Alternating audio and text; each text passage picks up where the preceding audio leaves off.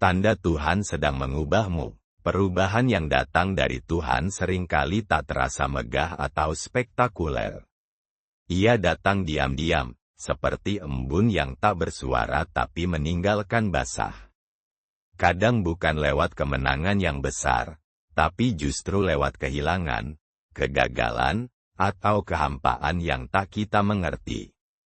Namun disitulah tanda pertama, ketika hatimu mulai resah dengan kenyamanan lama, ketika hal-hal yang dulu terasa biasa kini mulai tak cocok lagi di hati, Tuhan sedang mengetuk pintumu. Tanda lainnya adalah saat kamu mulai mempertanyakan hidupmu sendiri. Dulu mungkin kamu hanya mengikuti arus, tapi kini kamu bertanya, apa tujuan semua ini? Pertanyaan itu bukan keraguan, melainkan panggilan. Tuhan sedang membangunkan kesadaran barumu. Ketika kamu mulai rindu akan ketenangan yang lebih dalam, bukan sekadar kesenangan sesaat, itu pun tanda bahwa jiwamu sedang dibentuk. Tuhan juga mengubahmu lewat peristiwa yang menggoyahkan ego, ditolak, dikecewakan, ditinggalkan, atau tidak dimengerti. Bukan karena ia ingin menyakitimu, tapi karena ia tahu ada versi dirimu yang lebih kuat di balik lapisan luka itu. Maka, saat segala sesuatu tampak seperti runtuh, bisa jadi sebenarnya Tuhan sedang membangunmu ulang dari pondasi yang lebih kokoh. Tanda Tuhan sedang mengubahmu juga terlihat ketika kamu mulai belajar melepaskan.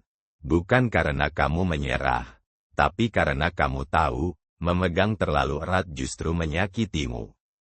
Kamu mulai belajar menerima, bukan sebagai bentuk pasrah buta, melainkan sebagai jalan menuju kedewasaan hati. Dan yang paling nyata, adalah ketika kamu mulai memilih kebaikan, meski tak ada yang melihat. Kamu mulai berkata tidak pada hal-hal yang tak lagi sesuai dengan nuranimu, walau itu berat. Kamu mulai lebih sabar, lebih tenang, dan lebih bijak, meski tak ada yang memuji. Itulah tanda bahwa Tuhan sedang bekerja dalam diam, bukan di luar dirimu, tapi di kedalaman jiwamu. Seringkali kita membayangkan bahwa campur tangan Tuhan akan datang seperti petir, terang, dahsyat, mengubah segalanya dalam sekejap. Padahal, dalam kenyataannya, cara Tuhan bekerja lebih mirip seperti akar yang tumbuh, pelan, diam, tapi pasti. Dan yang paling dalam bukan terjadi di luar sana, melainkan di dalam dirimu sendiri. Di lapisan-lapisan jiwa yang paling sunyi.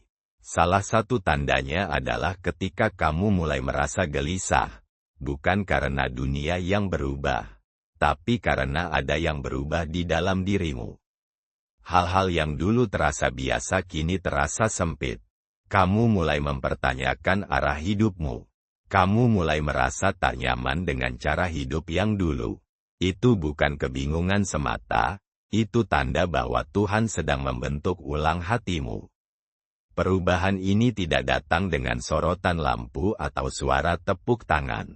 Ia datang lewat kesadaran kecil, lewat kesabaran baru yang tumbuh, lewat keinginan untuk memaafkan, lewat kemampuan menahan diri dari reaksi cepat yang dulu biasa kamu lakukan. Dan kamu tahu, itu bukan kekuatanmu sendiri. Ada sesuatu yang lebih besar yang sedang mengerjakanmu dari dalam. Kadang, kamu akan merasa sangat sendiri dalam proses ini. Karena tidak semua orang bisa melihat perubahan yang terjadi di ruang batinmu.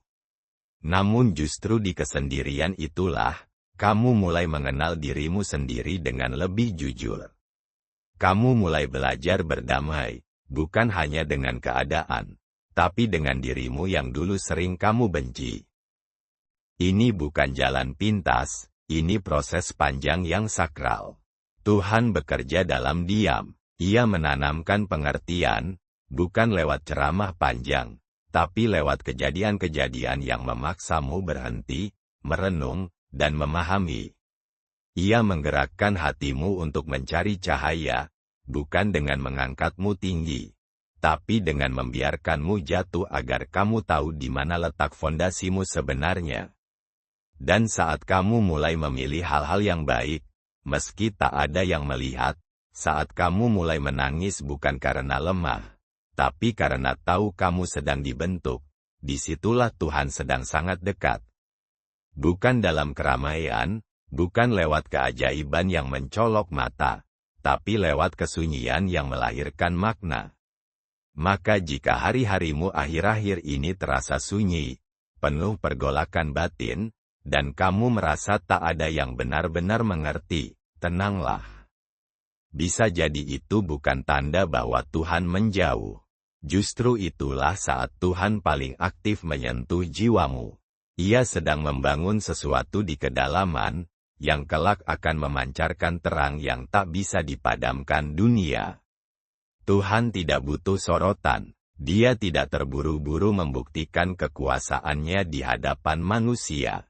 Justru dalam jeda dan penantian, Dia sedang membentuk hati yang lebih kuat, jiwa yang lebih dalam, dan penglihatan yang lebih tajam untuk mengenali makna sejati kehidupan. Kita yang menjalani hidup sering gelisah karena merasa doa belum dijawab, rencana belum terwujud, atau masalah belum selesai. Tapi mungkin sebenarnya, semua itu sudah mulai diurai, pelan-pelan, rapi, dan penuh kasih. Tuhan bekerja seperti akar yang tumbuh di bawah tanah, tak terlihat, tapi menopang. Ia bekerja seperti malam yang sunyi, tapi menyimpan fajar di ujungnya. Maka bersabarlah dalam ketenangan, belajarlah percaya meski belum mengerti.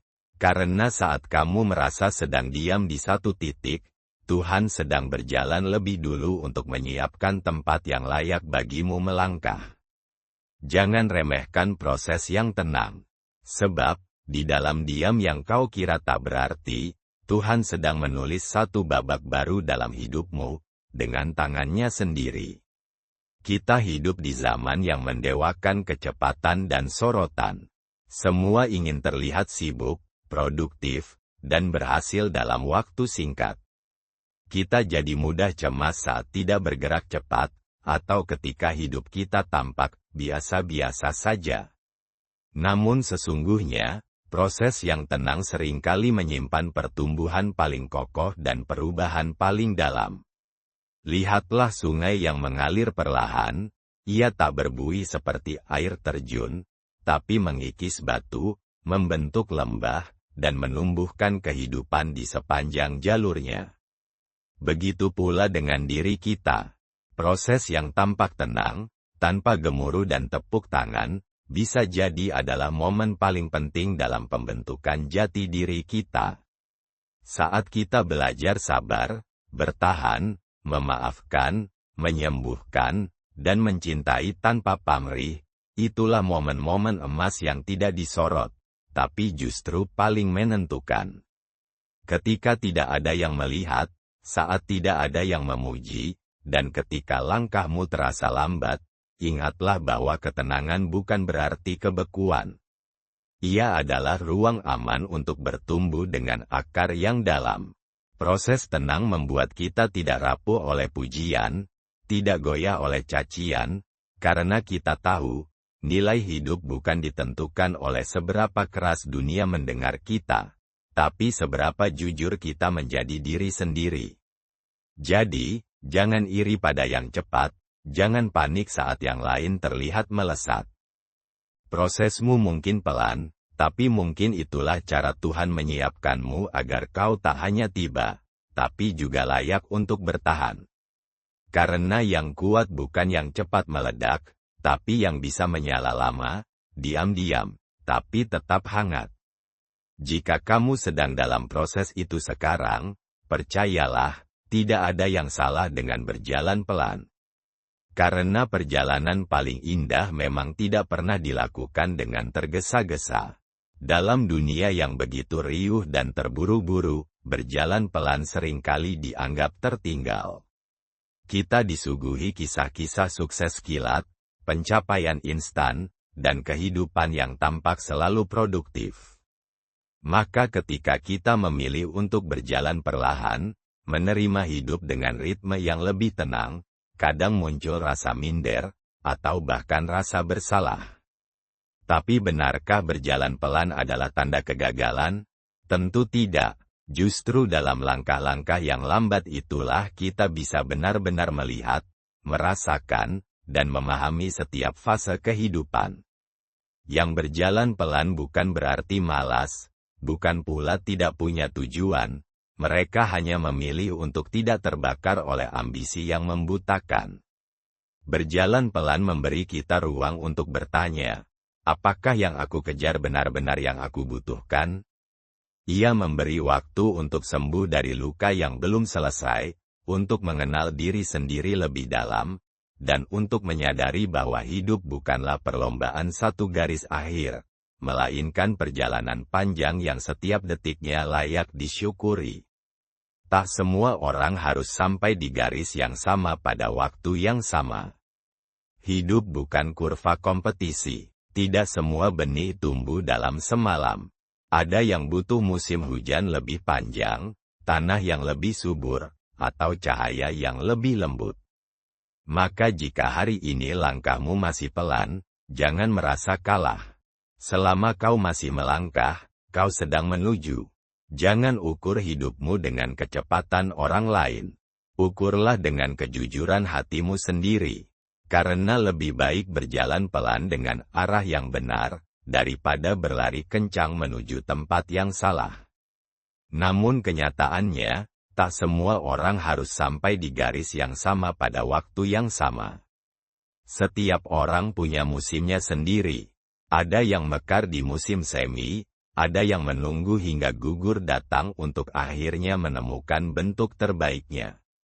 Dan tidak apa-apa, perjalanan yang lambat bukan berarti gagal. Garis akhir milik masing-masing orang.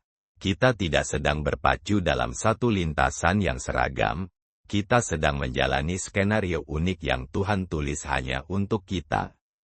Maka, daripada sibuk membandingkan, mungkin lebih bijak jika kita mulai belajar menerima, bahwa waktuku bisa berbeda dari waktumu, dan itu baik-baik saja. Saat kita sadar bahwa kita tidak perlu sampai bersamaan, kita bisa lebih tenang, lebih damai, dan lebih jujur dalam menjalani hidup. Kita bisa memberi ruang untuk bersyukur atas apa yang sudah dimiliki, tanpa terus-menerus merasa tertinggal. Jadi, bila hari-harimu kini terasa tak seperti biasa, jangan buru-buru panik. Mungkin itu bukan akhir, melainkan permulaan. Tanda bahwa Tuhan tidak sedang menjauh, tapi sedang sangat dekat, menyentuh dan mengubahmu dengan cara yang paling lembut, paling rahasia, dan paling abadi.